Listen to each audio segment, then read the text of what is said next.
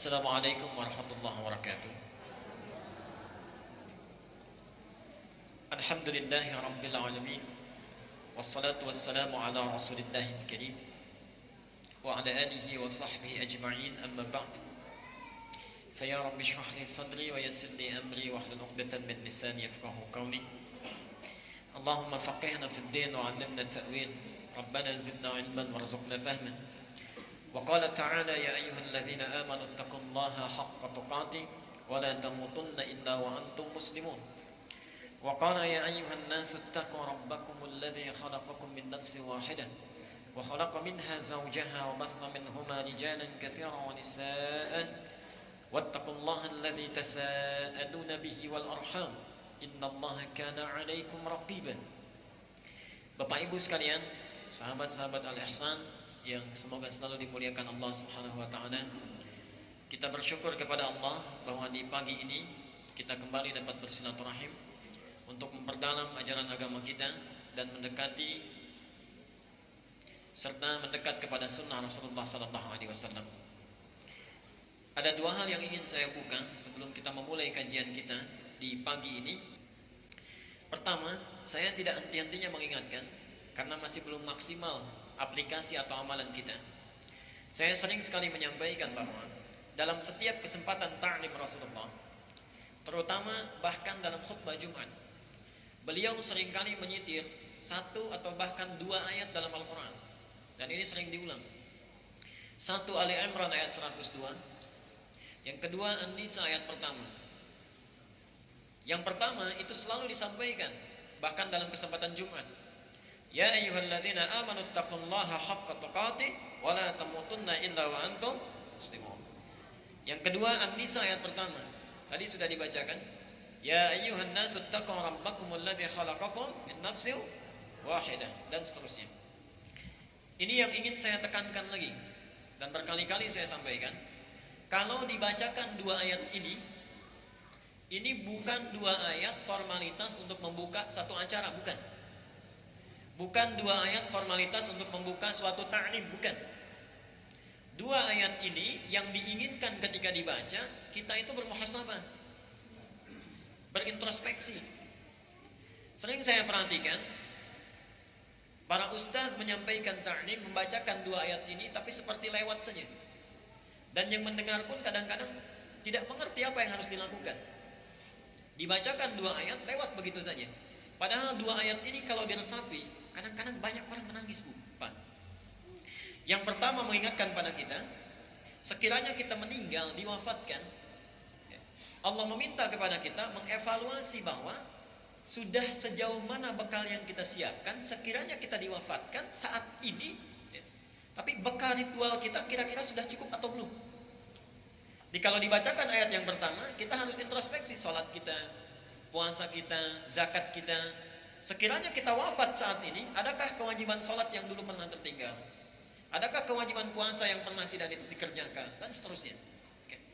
Yang kedua, dari Ya ayyuhalladzina amanu ayat pertama, Ali Imran 102, ketika disandingkan dengan ayat yang kedua, An-Nisa ayat pertama, apa pembukanya bunyinya? Ya ayyuhan nas. Pertama alladzina amanu, kedua ya ayyuhan nas. Alladzina amanu menyentuh sisi ibadah ritual kita. Ya ayyuhan nas menyentuh sisi hubungan interaksi kita dengan sesama. Oke. Jadi seolah-olah kalau dalam bahasa singkatnya gini. Bahasa singkatnya. Wahai manusia, khususnya orang Islam, jangan sampai kita wafat, satu, bekal ritual kita belum cukup. Yang kedua, masih ada masalah dengan orang-orang di sekitar kita. Hati-hati. Kalau dua ayat ini dibacakan, artinya kita diminta muhasabah, introspeksi dengan dua hal. Satu, lihat bekal ibadah ritual kita. Yang kedua, lihat sampai datang di tempat ini, di rumah Allah ini, adakah masalah yang masih tersangkut paut dengan orang-orang di sekitar kita? Ada yang masih, maaf ini mungkin masih berselisih, ada yang mungkin masih bermusuhan, kan? Ada yang mungkin terkait utang piutang. Kenapa ini penting disampaikan? Ini saya mohon maaf bahasanya agak kencang ya, karena tiap kali disampaikan selalu seperti itu. Selalu seperti itu. Ini kelemahan umat Islam. Rajin belajar, banyak mencatat tapi susah mengamalkan.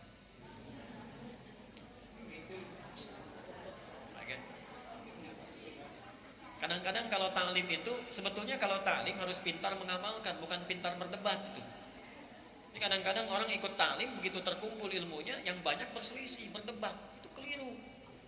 Kalau sudah banyak ta'lim itu, yang banyak diamalkan. Ya. Baik, kenapa penting ini saya sampaikan?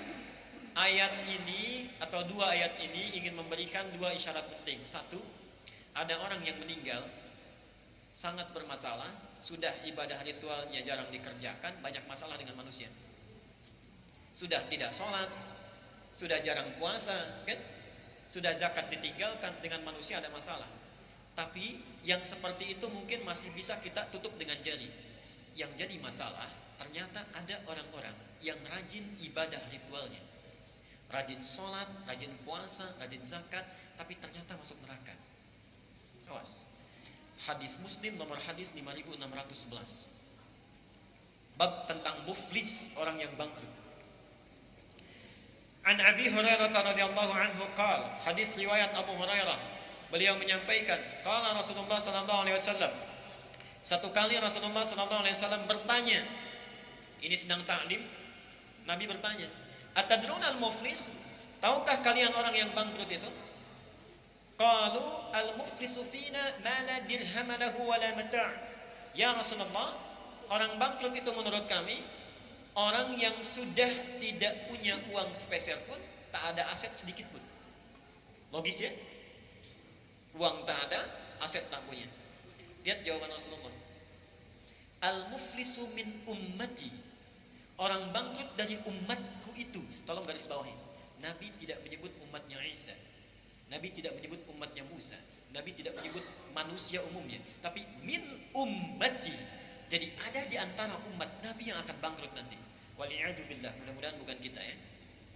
Ya'ti yaumal qiyamati bi sholatin. Datang saat hari kiamat dengan pahala solat yang banyak ditunaikan. Jadi orang ini rajin solat. Wasiyamin, rajin puasa. Jangankan yang wajib, yang sunnahnya pun dikerjakan. Wazakatin, dan zakatnya nyaris tak tertunda.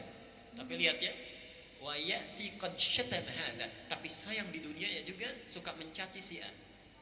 Wa qadhafa hadza, suka menuduh, menggosipkan si B. Wa akala mala hadza, suka mengambil harta orang lain tanpa hak. Wa daraba hadza, senang berkelahi, mencari permusuhan. Wa safaka dama hadza, bahkan ada di antaranya yang suka menumpahkan darah. Sekarang lihat rumusnya. Lihat rumusnya.